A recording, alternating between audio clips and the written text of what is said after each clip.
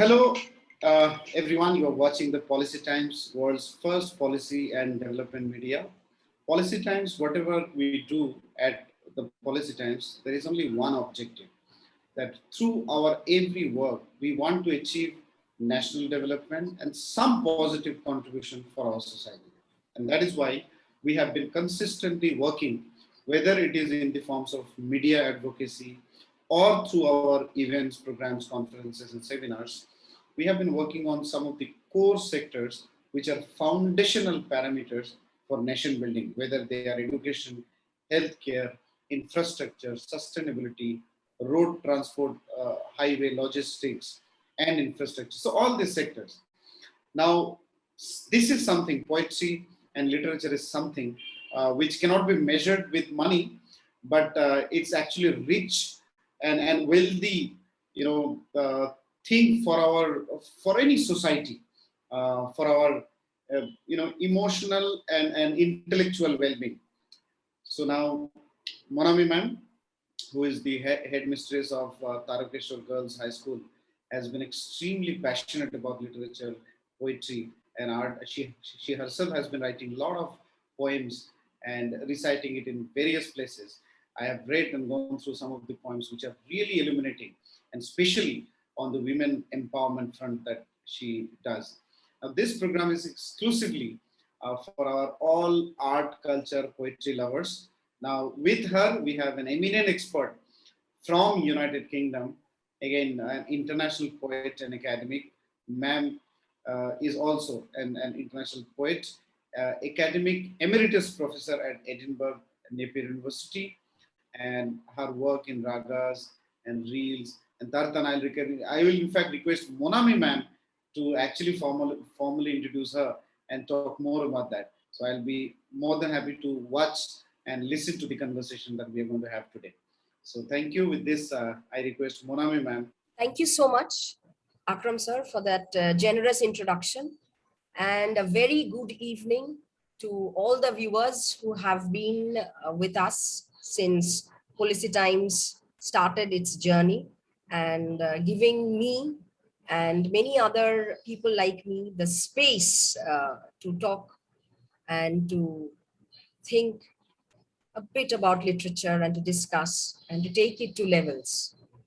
Today, we are really delighted and we feel fortunate that we have with us a person of international repute and a poet with relentless endeavor, and a person with such great academic record. And she has consented to give a little bit of her time so that we can have a wonderful session of poetry with her. Professor Dr. Basabi Fraser from Edinburgh Napier University. And to begin with, we will start with her latest achievement. She is one of those prestigious professors who have been selected for the honorary fellowship by the Association of Scottish Literary Studies. This is what our latest list of feat consists of. So if we go a little bit, if we push ourselves a little bit to the past, we will find Basabi Madam as a very, very humble person, born in a very erudite and a simple family in West Bengal. And it takes immense pride for me for being born in a place where Madam has shared. And she has completed her secondary schools in Himalayas, higher education in Kolkata and Edinburgh. And she was born into a family of two very erudite scholars. Both of her parents were professors and eminent academic. But it is their selfless love for the country that made them return back and serve India. This is something very unique, and it needs to be mentioned because in these days, there are very few people who can give it up for the sake of patriotism, for the sake of loving the country. So before we start, and they were the first Commonwealth scholars. So when we come to Madam, it was while I had a very candid word with her, I came to know that she was a very shy student. And with poetry, her wings opened up. And as she ventured into this world of poetry, she not only wrote for herself, but she gave space for all of us who can breathe and who can leave poetry. So with the first question that we come to Madam, when do you think, ma'am, was this shyness that was elevated from your poetry? What inspired you to write poetry? Well, thank you, Monami. Can I request you to call me Bashavi Di rather than Madam? Because that's more personal and I'm more comfortable with that.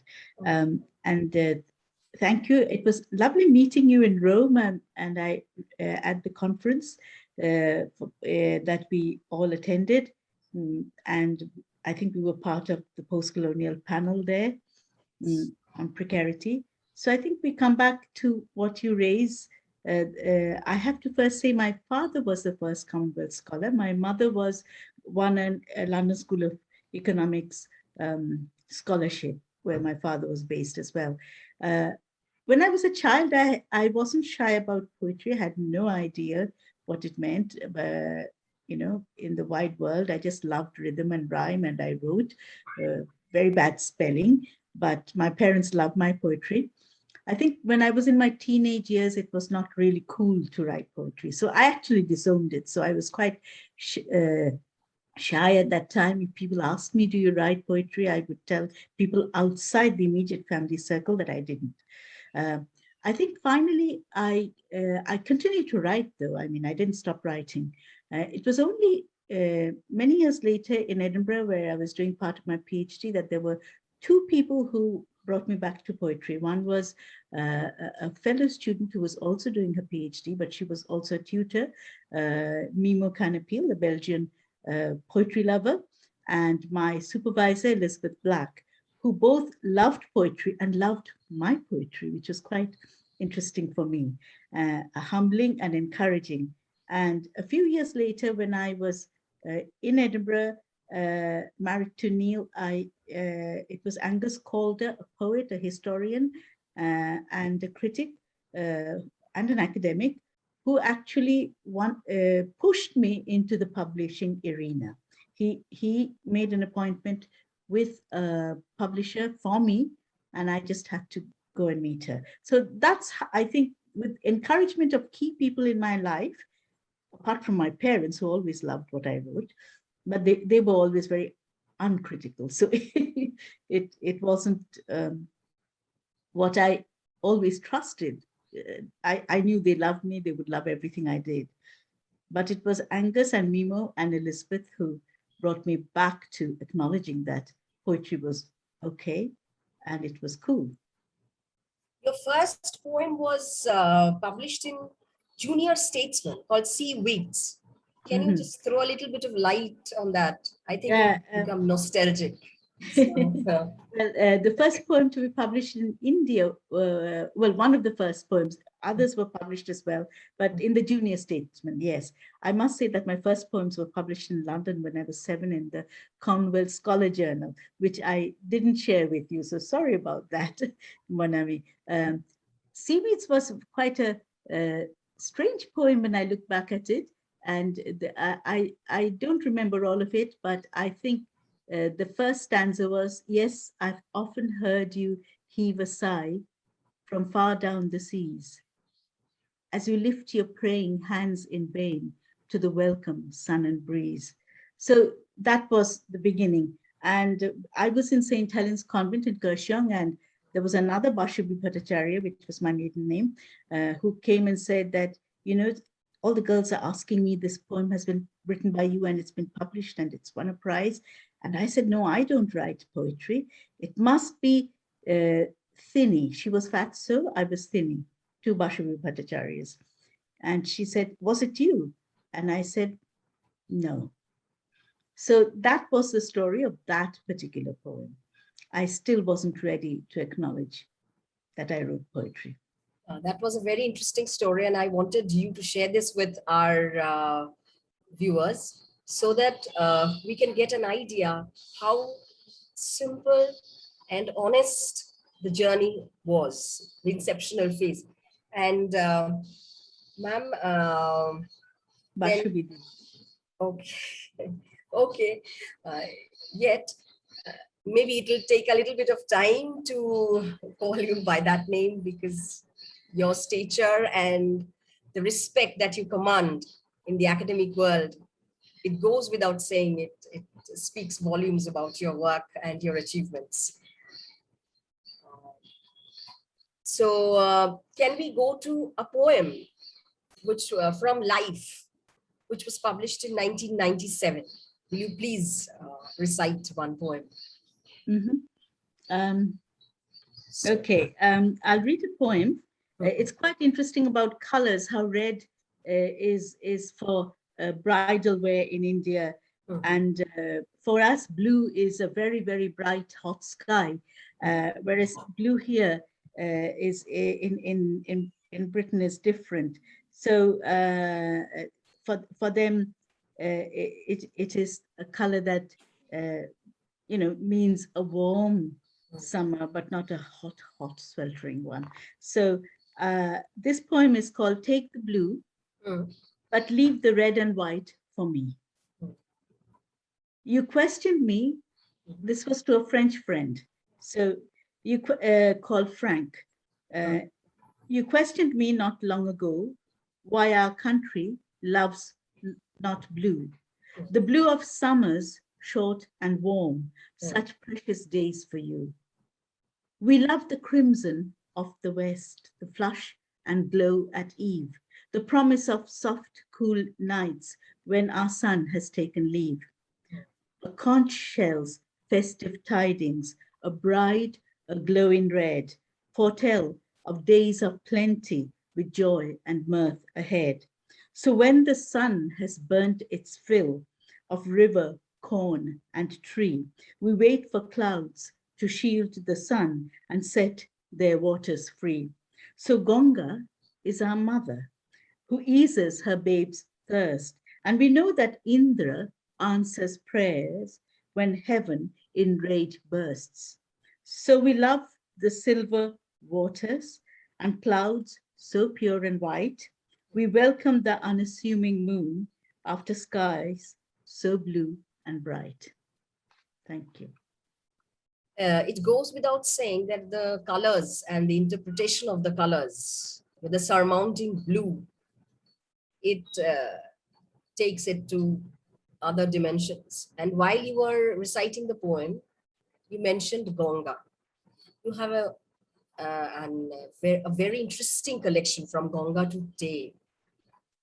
Very, very important collection of yours, which binds rather or bridges the two cultures, East and the West. And it was published in 2009, if I'm not wrong.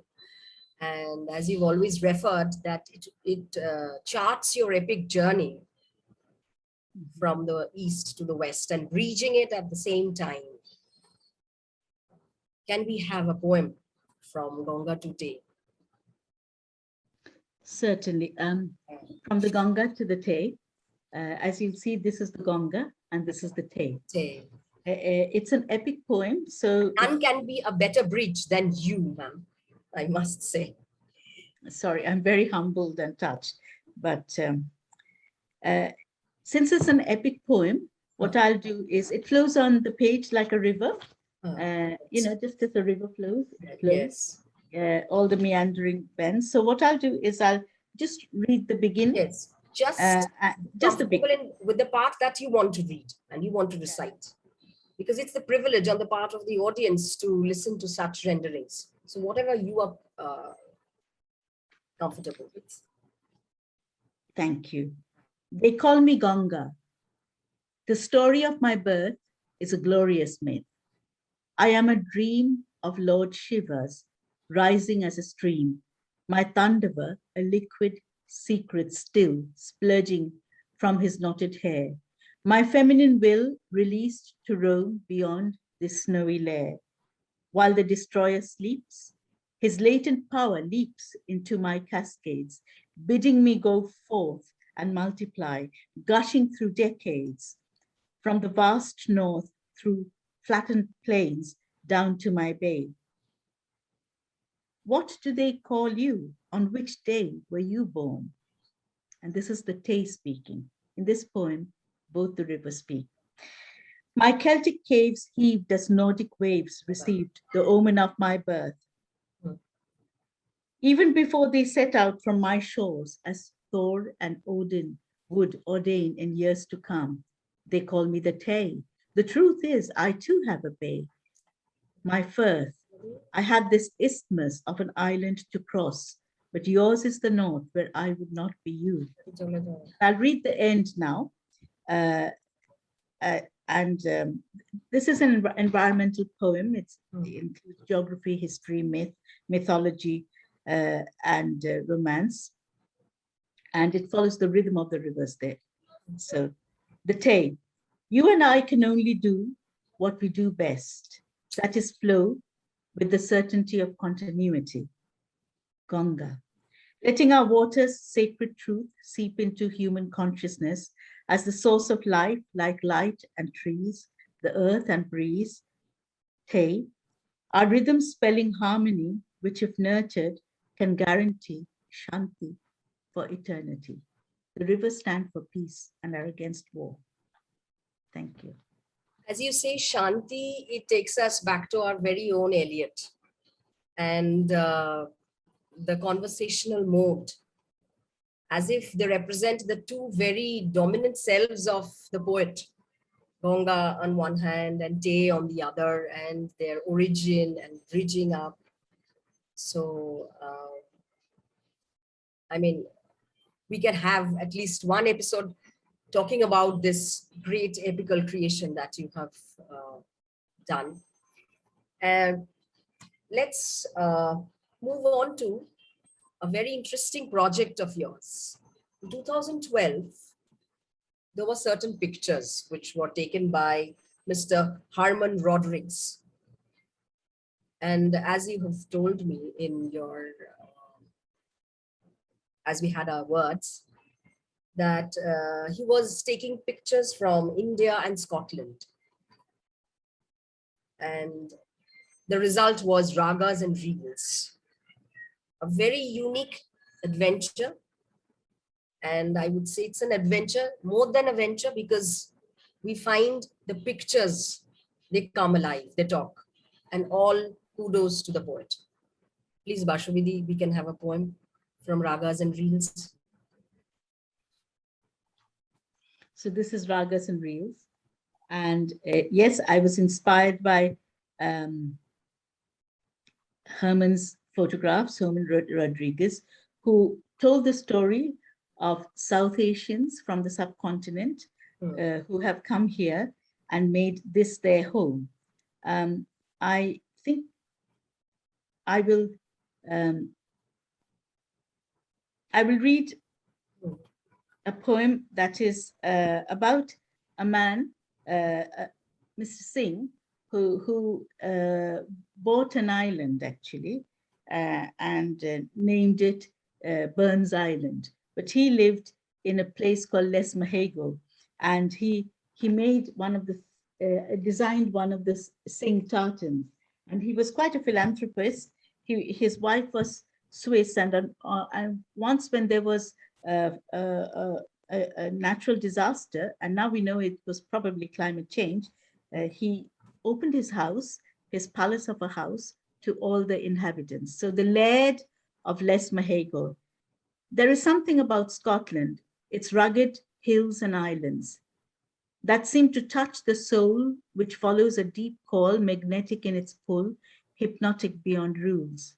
So the Londoner of real estate, cruising in his Rolls Royce, finds that he is bound by fate to listen to this beckoning voice and leave all one day with his Swiss lass to adopt Scotland's sea-sprayed grass. And in this nationalistic mood, the migrant buys one island, which he names after the bard, and himself becomes a Scottish laird, where he sees his garden grow in the bonny tune of Les Mahego. And once when floods came without warning, invading Paisley's surprised homes, the laird opened the castle's rooms to families one memorable morning, guests who stayed to taste the vitality of spontaneous Punjabi hospitality. The laird lives and walks today with his dog along the bay, a turbaned Sikh with his scabbard, a warrior with and a Scottish laird. His clan tartan in green and blue reflects a shared history now renewed. So this is all about a shared history between Scotland and India. So it goes without saying that India was so very alive every moment in your heart that whenever you are writing, we always have this love and this overlapping, this love coalescing between the two cultures.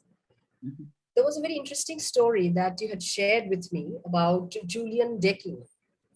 You are somebody's Alice. Can you just throw light on this? Apart from reading poetry, we would love to hear this nostalgic anecdote of yours. Well, when we were in London, my parents, being research scholars, were looked after by a British Council officer called Julian Dakin. Very soon, Julian became very close to our family. He used to come every week. And when I was little, I thought he was my friend. Years later, I realized he was their friend. So he would buy me books and we would read the books together. And he would experiment stories with me. And I wrote poetry for Julian. And that's how I started writing.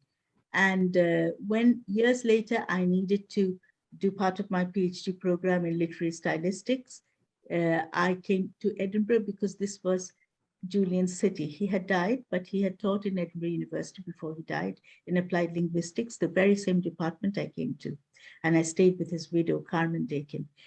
But when I came, I felt that there was something in the atmosphere there because all my teachers, my director, my supervisors, You know, they all welcomed me with open arms as if I was someone they knew.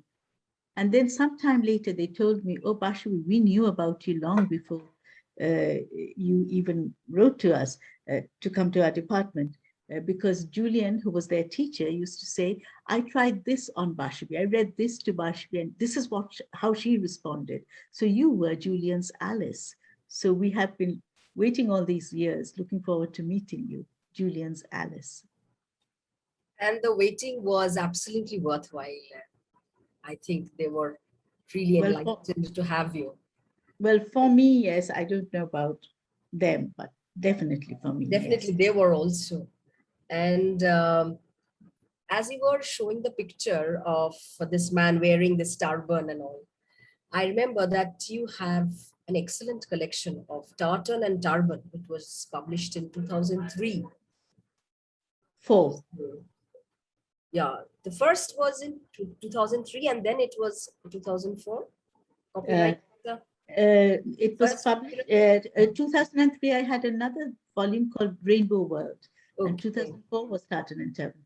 But it doesn't matter. The poems were written in 2003 anyway. So, yeah. Can we have a poem from Tartan and Turban? Do you want one that is both about Edinburgh and Edinburgh and right. It's the same moon from Edinburgh to Calcutta. The same moon, a refracted lens.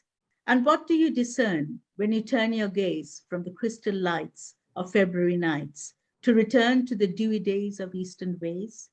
You are startled by the heron that you mistake for a gull as it stilts across the Moidan, which hasn't seen the fall, that has cast in winter shadows the verdure of your meadows. You wonder, how would Outram have responded to Gandhi's march if they had met on his ghats? Could such a meeting build an arch across the Hooghly, stall the dam that rose between it and the ramparts of empire?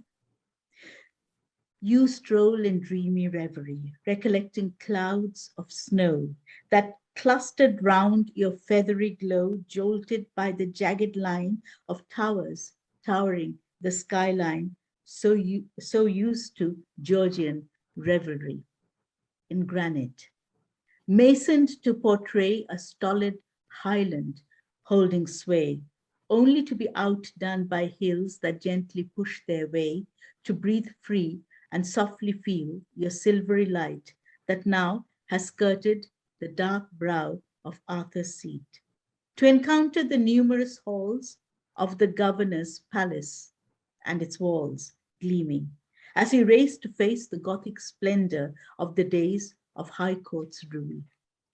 Then it's a leisurely stroll round Dalhousie, its empty mall, wondering at the red brick walls of Writers' Building, reminiscent of your British ways. I must say that the meadows in Edinburgh and the Moidan in Kolkata both feature a lot in my poems because they both form the green lungs of the two cities that I write about a lot.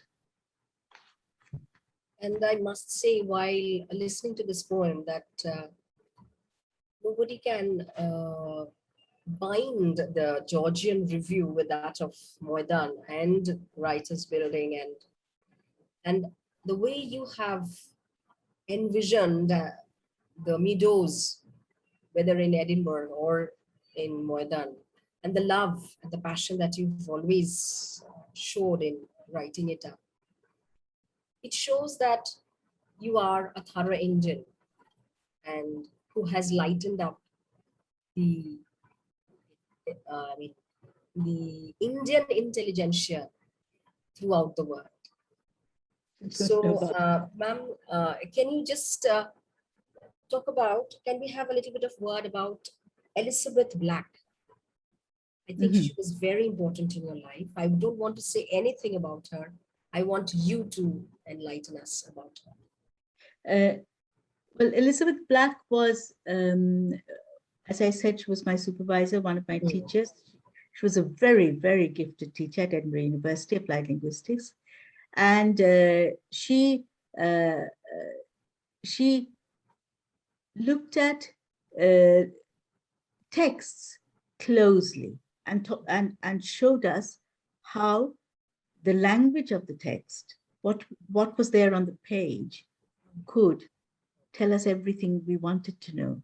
And, and we didn't really need to move beyond the text to critiques of the text. We could understand it for ourselves. And I think that is what Elizabeth did for me. She showed me how the writer put everything the writer wanted the reader to know in the text. And if the writer included footnotes, that's fine, but the writer didn't expect the reader to go out and start delving into historical text to understand what the text wanted to say. So she was looking at not what the text did not say only, but also at what the text did say. So even if we wanted to know what the text did not say, it was also there, subliminal, but very much present. So I think when Elizabeth, she was a very, very sensitive soul. She had two daughters, twins whom she adopted, and they were uh, they were identical twins, and they were from a very poor background, and she gave them a wonderful life. She and her husband here. He was a historian at Glasgow University, and they all loved cats. So she had many cats in her house. I love animals, so that's another thing we agreed on, Elizabeth and I. And when she died, um, Christopher Black, her historian husband, um, gave me a very special space in that he asked me as one of her ex-students to say something about her. And I've thought that was an honor because she had had hundreds of students, but I was asked to do it. And for me, it was a privilege to pay tribute to a kind, sensitive, um, and extremely talented teacher of mine. And I think it was a worthy tribute because only a worthy student can give a tribute to a worthy teacher. And I think none could have done justice better than you. So it shows that the way that you've been taught by such great teachers, it comes out in your writings and understandings of life. Ma'am, you have a collection of letters to my mother and other mothers. There was a poem, I Saw You Last Night. Can we have the poem? Certainly. This poem wrote itself. It's a gift poem. It just came at night. And my mother, I lost my mother before I lost her because she had dementia. So that wonderful brain of hers had gone. And her short-term memory had totally disappeared, but she had her long-term memory. And for a long time, I couldn't write about her to her. But one night I had this dream and I got up and it wrote itself. And I remembered her, and I will always remember her. And I continue to remember her as she was before dementia. I saw you last night. I saw you as you were last night. I had brought a friend home. I hadn't warned you. You opened the door. Your face was soft, as it always was, suffused by the magic of twilight. The open door let in. I said, Ma, this is my colleague. You smiled. Your eyes a melting caress. You stepped back to let us in. Your dining table was laid, expectant, behind you. You walked effortlessly to the kitchen to bring in an extra plate. Your quiet acceptance flowed from your inherent generosity before unannounced strokes froze sections of your once discerning brain. And you altered to the unquestioning presence that wasn't and yet was you. But I saw you last night, not as you had become in your post-twilight years, but yet as you always were and will be for me, my mother. So very true. Whatever disease may come upon, mothers will always be mothers. And a great mother like Onima Bhattacharya can have a great daughter as you. So, and can we have a poem from Thali Katori 2017? It's a very unique collection. Can we have a poem from that collection? I think every Indian and anyone who has traveled to India Yes.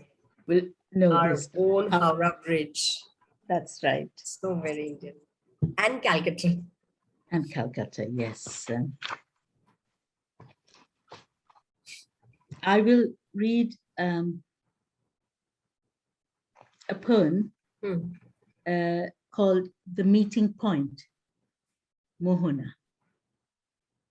Here by a reflective river, reminiscing on a boat building past, the turquoise hull of Buena Vista stands still.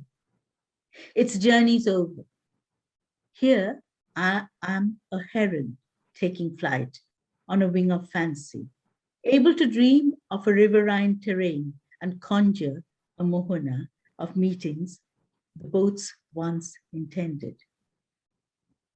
Here, where discarded columns and supportive concrete arms hold back bridges and roads, letting echoes swirl around of traffic above and footsteps below, I am a swan in a quartet, waddling with my tribe across the empty road to the weaving river to wade as dawn breaks, offering silent prayers in ablutions I have seen performed by millions in another mohana.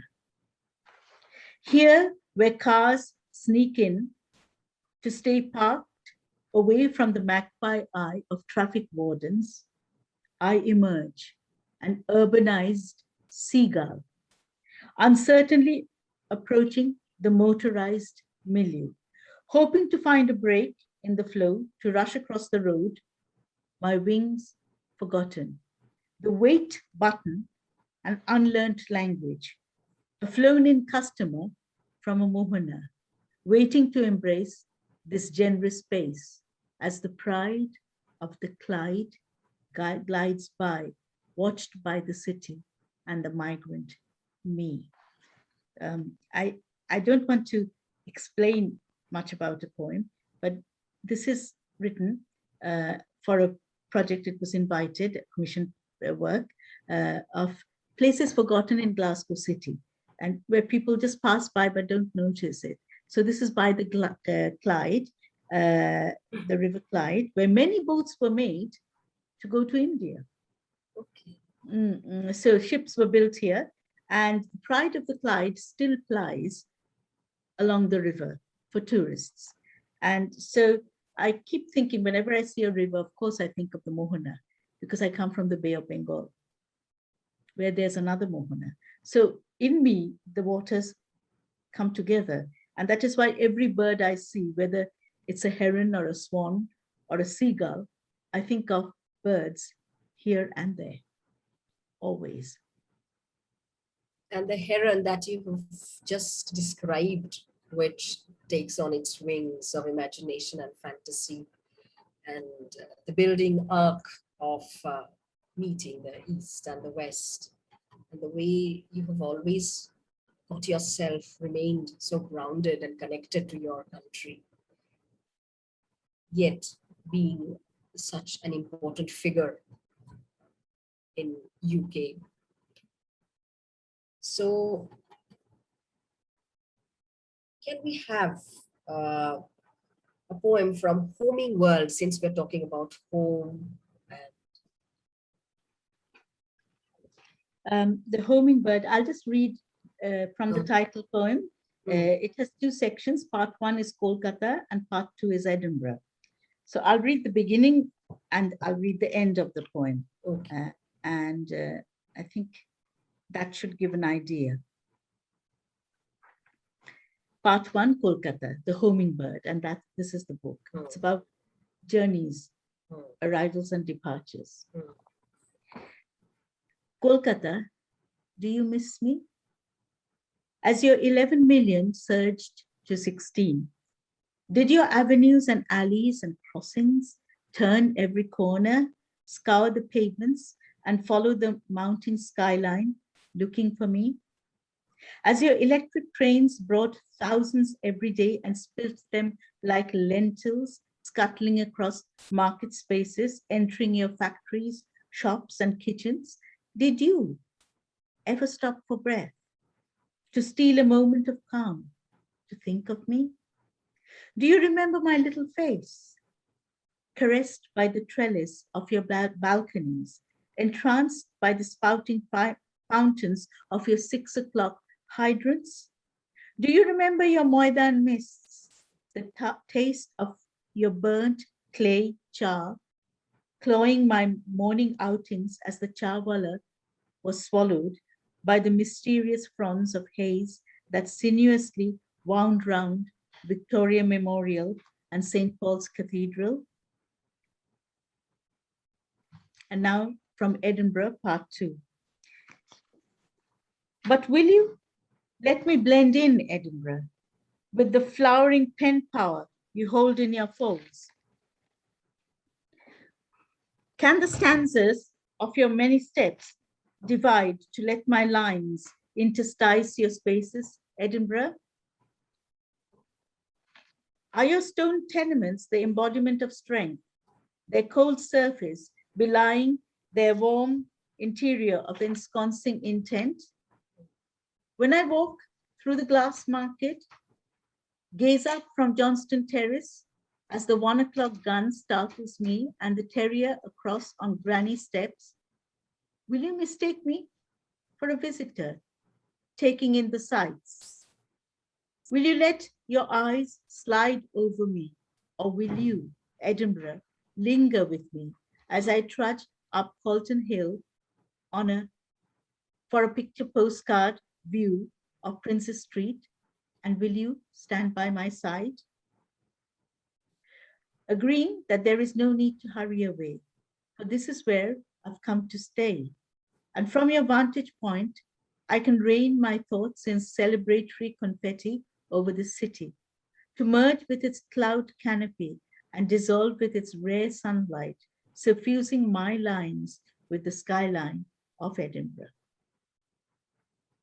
So the entire poem, I mean, we cannot have the two parts in this program, but the climactic transition from Kolkata to Edinburgh. And for people like us who can imagine a little, for the chaiwala and then the Edinburgh, it is pretty much picturesque, and we can, at least from your lines, imagine. I'll just read one that is like something that people will relate to. Rini was staring at the tiny lamp and listening to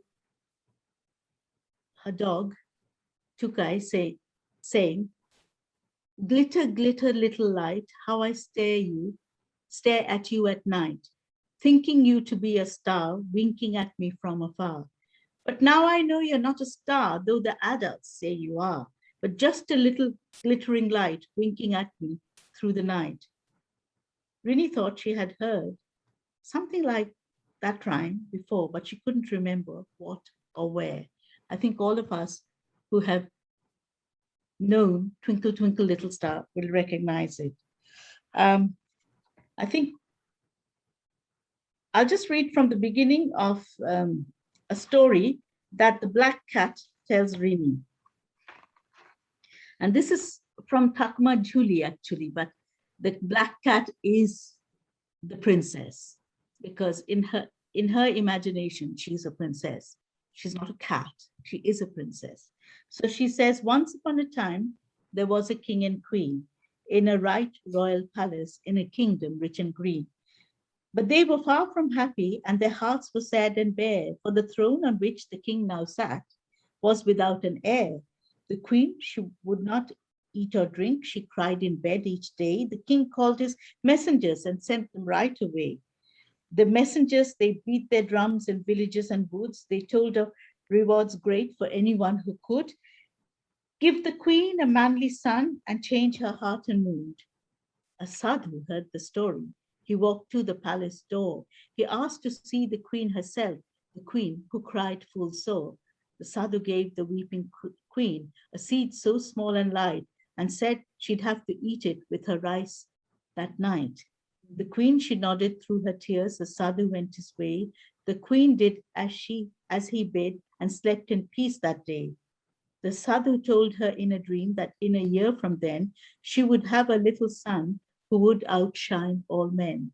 So the story goes on. This is the prince who will find the princess, and the princess is the black cat who is telling the story. She is Shopna Kumari, and the prince is Shopun Kumar. So that's just a taste of it. So Shopna Kumari and Shopun Kumar. Mhm.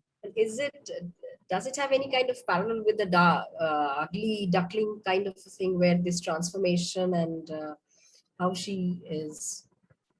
Well, as far as the black cat is concerned, Huh. she is very beautiful, and she's actually modeled on a cat of mine who was a very beautiful black cat. So in her imagination, she is beautiful. I mean, she knows she's beautiful. So Knowing she's, it yes, itself makes one beautiful. That is, yeah, she's a very proud princess. And you remember in all the Takmachuli, in all the the Rakshasas and Rakshasis, and the prince sees this long hair floating on a stream. So this is the long black hair of Shopna Kumari that the prince sees. So he must have her, and that's how he finds her.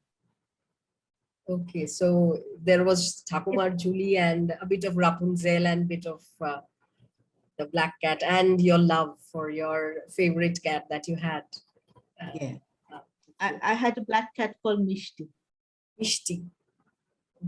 but that came much later. But I had a black cat before that, whose name was Kalu. So Kali, sorry. Well, that speaks a lot about, we all know that whenever we say Kali, we are like, it's loaded with so much of meanings and interpretations. And so since you've been there and you've been relentlessly working on Tagore, there was a collection of The Meeting of Two Minds in 2005. Can we have a... Yeah. Well, I'll just tell you about it because yes. it has an introduction which sort of is my research, and and it introduces the letters between Patrick Geddes and Rabindranath Tagore, and who were both educationists, environmentalists, both polymaths. Geddes was a town planner, conservation architect, we know that Rabindranath, the amount he achieved and what he did is just amazing. But they were close friends, and when Rabindranath was building Vishwa Bharati, he asked Geddes to provide the plans, and Geddes did. And then Geddes sent his son, Arthur Geddes, the geographer, to come and stay and teach in Srinikatam, Shantiniketan for 2 years, which Arthur did.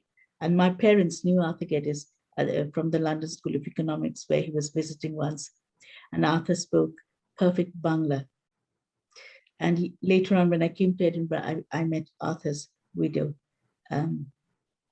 Shani Geddes, who gave me Arthur's 14 songs, which he had translated and put notations to from Rabindranath's vast repertoire. So that book is about meeting of two minds, though from two parts of the world, the East and the West, we see how they meet in what they believe in, and that is nation building through education and the conservation of the environment. That's a very important and vital part now, since we all know with this emerging of the Anthropocene and the way the environmental disaster is going to have a huge impact on our lives. Mhm. It was really a very interesting session that we are having, Basabi. But we know that time won't stand still for all of us. It is slowly winding us up. So, is there anything that you want to say or to all the readers and the lovers of poetry and all Well, who have been listening to this wonderful program? well, I think this is my opportunity to say thank you to you, to Policy Times, to everybody who has facilitated this, and Mr. Hawk, who introduced me with such generosity. Through the pandemic, I wrote poetry and I sent it to an artist friend of mine, and she responded. We didn't meet because it was the lockdown, but we kept our sanity through creativity, through culture, through the arts. And the result was 221, Patient Dignity, with my poems and Vibha Pankaj's paintings. Vibha lives in Edinburgh and she paints the Scottish landscape. I'll just show you another of her paintings. And what I would like to say to you, that you might be somebody in finance, and you might be in management, you might be a corporate personnel, you might be a lawyer, you might be a doctor, but we all share one thing, and that is the love of culture. We might have various loves. So, some of us might like paintings, poetry, music, art. It doesn't matter what we like. We might like everything, but it is culture and art that sustain us through pandemics, which also tell us what we really value in life. And every nation actually is known by its culture, its literature, its art. And why? Because they give a voice to the nation, to the people, and it's the artists who speak for the people when a lot of us don't have the words or the colors or the melody to voice what we want to share. So I think we have reached a point in the world where we are, where we either we save our planet or we leave nothing for my grandson's generation. So let art and culture teach us that this life, this planet, this earth is beautiful and needs to be sustained. And let the artists join me in celebrating just that life. Thank you very much to Policy Times. Thank you so And to much. you. And Policy Times would be elated to have you in more such sessions. And along with Policy Times, I hope that we can have more of you and we can enlighten and we can have great spaces and shared poetry by you. And thank you so much